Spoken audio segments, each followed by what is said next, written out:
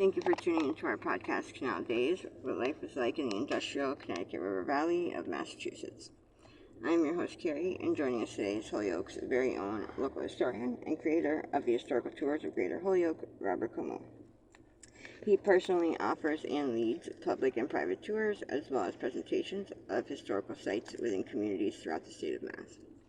Currently, the communities that he is focusing on this year are Holyoke, Chicopee, South Hadley, and East Hampton, and also Granby and Amherst as well. His tours spotlight on local canals, reservoirs, cemeteries, and churches, as well as various parks, streets, and selected historical houses within each community. In today's episode, we'll be discussing Beech Street, located in the community of Holyoke, Massachusetts. So in general, what is Beech Street like? Beech Street, compared to the other streets, is a pretty nice street. It's a very long street for being part of the gridded pattern, because it's one that reaches outwards into other neighborhoods. We're going to talk about what's along Beech Street, but we're going to talk about it from the direction of where Crozier Field and Yankee Peddler used to be. And that will help us, because when you get down the lower Beech Street, becomes one way, so you have to start in a given direction. All right, so we'll talk about what's been along a lot of things and how it's changed for the many years. But in general, compared to other ones, it's in the beginning very heavily parks and big institutions like hospitals and a big home, the Judge Hildreth home, which was changed into a Yankee Peddler along the way, then a bank. And also along the street, you can see the Peck School, which is taken down this year, 2024, and the Holyoke High School, both latest renditions of it, so the second and third Holyoke High School, are along Beech Street. So there's a lot, but once you hit into past Midway, it becomes very heavily residential and very few institutions along it. One of the few institutions is the YMCA, and even that came much later and replaced a house there. So it's very different from most of the other gridded streets. And tell us about Elmwood Park. All right, Elmwood Park is a park that used to be a mile long. It used to start at the top of Beech Street and follow along Beech Street. And then it took a curve and headed towards where it's now 391, but we're headed towards where South Street starts. And it was the largest of the parks in Holyoke, not anymore, since now it's been divided up into schools and playgrounds and many other parks, which each have their own name, like Mackenzie Field and Young Field and football field, so forth. So it's been divided up, and there's not much left to it. And that's sad, because Elmwood Park was a rustic park with 5 rustic bridges, and it used to have the Daybrook go through it, but that was taken out and put underground in 1926. So almost as soon as they made it and the Olmsted brothers fixed it up to the highest quality, it took its brick away, and thus it took its rustic feel away, and its reason to exist was taken away. And that's sad. So Beech Street lost probably its most important feature of all. And quickly, before we continue with the rest of our interview, just to fill our listeners in, if you want to find out more information or sign up for any of his various tours, you can check out his website at holyokecanaltour.org. And there you can find videos and podcasts of the stops along each of his tours, as well as photos and text of the historical sites throughout as well.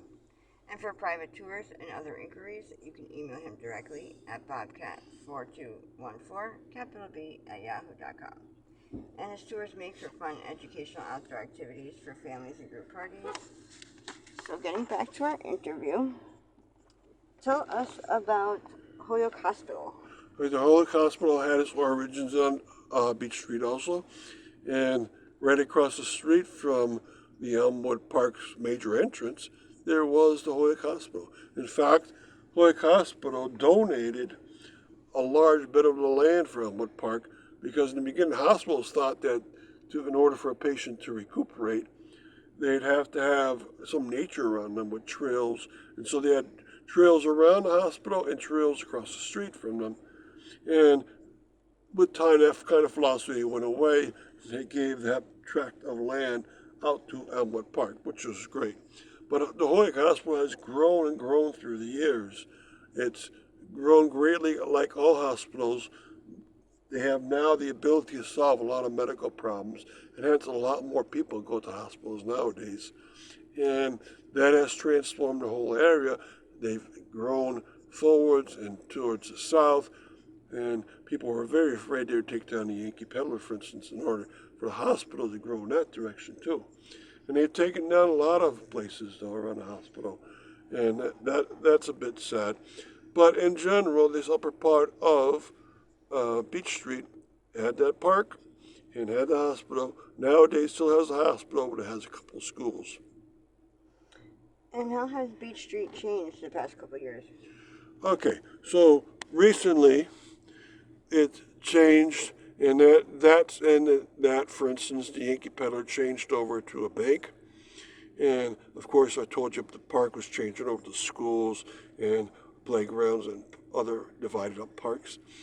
And even at the intersection where it changes over to having residential for the rest of Beech and becomes one way, at that intersection it's changed a lot. It used to be the campus for Holyoke High School, the second rendition, and that was with the school across Hampshire. One of the streets was the gymnasium, and then across from the gymnasium was the vocational school. So it had three large buildings plus a lot of fields around it. Now all three of them are gone, and so that intersection now is with a CVS, with the Elder Center, and with a gas station, and that's drastically different from whatever was in the past. Now, if you keep going down Beech Street for, I believe, 6 more blocks, find very heavily residential, looks almost the same as it would have 130 years ago, until it gets to the northern reach of it, and a drastic difference. Because Beech Street would have ended at Hampden Street, and now, since 1966, it extends onto a rotary and then onto the Muller Bridge. So it's got an enormous amount of traffic, and the amount of traffic, the full length of Beech Street, has gone higher because people know the bridge is right there, and the bridge leads, the Beech Street leads to the bridge. So the amount of traffic on Beech Street has been incredibly high the last 60 years, and it was never made for that.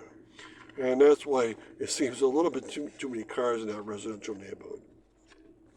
Well, thank you, Robert, for educating us on your tours, and we want to thank our listeners for tuning in. And of course, we want to thank our sponsors as well. And check out a large selection of our other podcasts at his website, as well as on SoundCloud.com.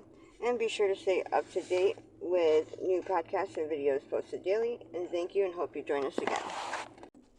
Thank you for tuning into our podcast, Canal Days, and what life is like in the industrial Connecticut River Valley of Massachusetts. I am your host, Carrie, and joining us today is Holyoke's very own local historian and creator of the historical tours of Greater Holyoke, Robert Como. He personally offers and leads public and private tours, as well as presentations of historical sites within communities throughout the state of Massachusetts. Currently, the communities that he has chosen to focus on this year are Holyoke, Chicopee, South Hadley, and East Hampton, and also Granby and Amherst as well. His tours spotlight on local canals, reservoirs, cemeteries, and churches, as well as various parks, streets, and selected historical houses within each community. In today's episode, we will be discussing Linden Street, located in Holyoke, Massachusetts. So in general, what is Linden Street like? Linden Street is a street that you travel from north to south. It's a one-directional street, and it has pretty cool looking buildings on it, and including one Victorian home that's at 181 Linden Street. We'll talk about that one. And then we're also going to talk about the Buckley Manor that's right next door and what it was all about. And we'll talk about how Linden Street has changed through the many years, what it's all about. So Now, in general, Linden Street is a fairly long street.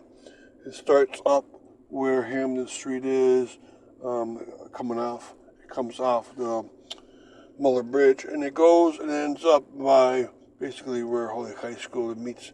It meets its street that it paralleled for a long time, meets Beech Street, and it almost reaches up to Holyoke Hospital itself. And tell us about 181 Linden Street. All right, this is a beautiful Queen Anne Victorian home. It was my first choice to have Holyoke houses through time, focus on one house at a time. It's still beautiful. It still has a beautiful carriage house along its back. It's a kind of place that you would love to live in. I've been able to go into that and see what it's like. And it was the home of many important people to the history of Holyoke, including the Town family. Joseph Town lived there with his wife, and they had the Olmsted brothers come into town to fix up their landscape. And one of the nicest features of it was a secret garden for the children that they had, 2 sons. And that secret garden no longer exists. It's now a pool, but it must have been a very special place. It had a garden such that you could match off the plant types by species on a plant list that they had with a code, and you could tell where each plant was and where it was and how big that segment would be. And I'm sure it must have looked gorgeous. They were probably pretty good at matching off colorful plants with one another and plants with different sizes with one another. And so it must have looked like a great place. Now, also there lived the Sells family that had, were all 3 of them were medical doctors, the father, the mother, and the son. The son had gone off to World War I as a medical doctor. And all 3 of them practiced within Holyoke, mostly on Chestnut Street. And also, they helped a program that was called the Milk Station, which was a program to get more clean, pure milk to the children of Holyoke in order to improve their lives, because the milk was tainted by a lot of the dealers along the way. And also there was a mill owner. Also there were families that where the father worked for an engineering firm, and then another family of doctors. And so you had a lot of very important families there that gave to Holyoke all they could. So they just didn't work for themselves, they worked for the greater good of the community itself. And it's still a beautiful house inside and outside. And really quick before we continue with the rest of our interview, just to fill our listeners in, to find out more information, or if you want to sign up for any of his various tours, check out his website at holyokecanaltour.org.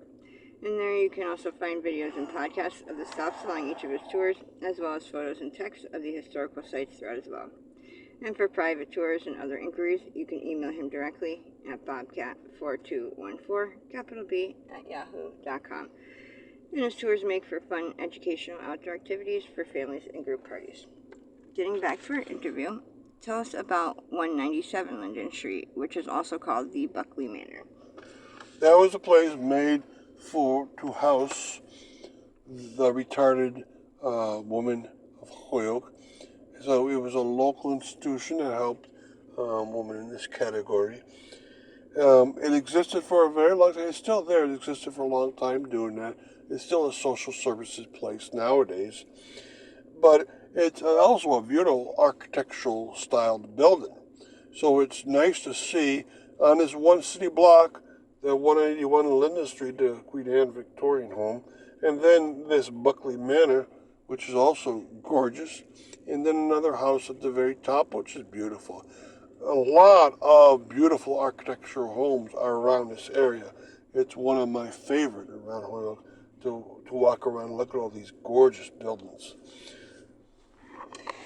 And how has Linden Street changed through the years? It's become very residential, and through its midsection, it's stayed there, and most houses are still there and still being residential. Towards its southern end, it's very modern buildings, such as 1950s onwards, and it meets up with the modern Holyoke High School. At its northern end, it's changed greatly because there, it's the street that one comes off of from the bridge, the Muller Bridge, and it comes straight onto the street, so it crosses Hamden Street. So there, its entrance point, Hamden Street, has changed greatly. So Linden Street right there has changed greatly. And what will the future hold? Well, hopefully a lot of these homes can survive, and most of them are well taken care of, so that's a great sign, but some aren't. And hopefully you can still see Linden Street as one of those beautiful streets with gorgeous homes on it. Thank you.